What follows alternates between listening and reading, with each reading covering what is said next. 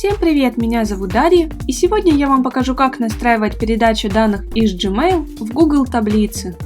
Это нужно, чтобы удобно хранить данные о новых письмах в одном месте. Например, в Google таблицах вести учет всех необходимых писем из Gmail. А теперь давайте перейдем к настройке. Для начала необходимо создать новую связь. Далее необходимо выбрать систему источника данных – Gmail. Теперь необходимо указать действие – загрузить письма. На этом этапе необходимо подключить ваш аккаунт Gmail к системе Apex Drive.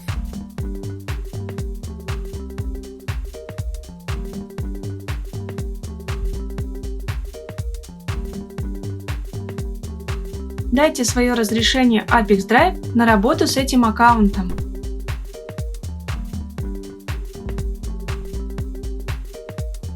Когда подключенный логин отобразился в списке, выбираем его и кликаем «Продолжить». Укажите папку вашей почты, из которой будет происходить выгрузка писем. Если вы хотите получать уведомления от определенного адресата или по определенной теме, то на этом этапе вы можете настроить фильтр данных.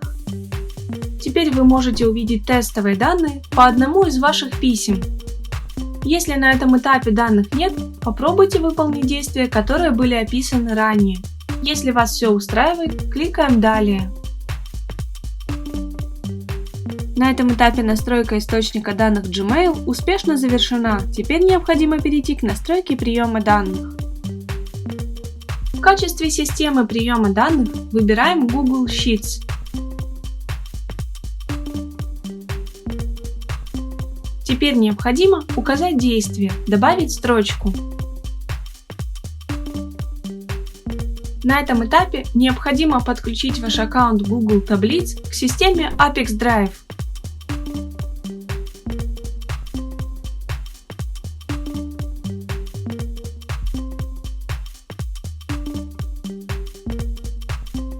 После того, как подключенный аккаунт отобразился в списке, кликаем «Продолжить».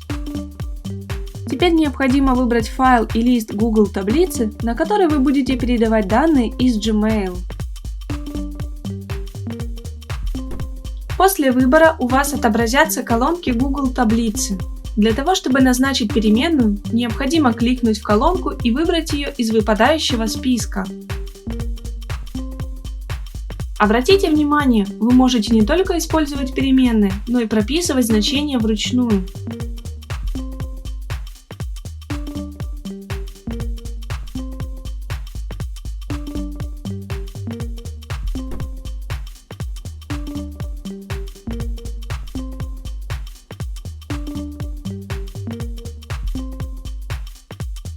Когда все необходимые данные назначены, опускаемся вниз страницы и кликаем «Продолжить». На этом этапе вы видите тестовые данные, которые будут передаваться в Google таблицы. Для того, чтобы проверить корректность настройки, кликаем «Отправить тестовые данные в Google Sheets». Переходим в Google таблицу и проверяем результат. Если вас все устраивает, продолжаем настройку в системе Apex Drive. На этом настройка приема данных Google Sheets успешно завершена. Теперь необходимо включить автообновление. Выбираем интервал срабатывания связи, например, 1 раз в 5 минут.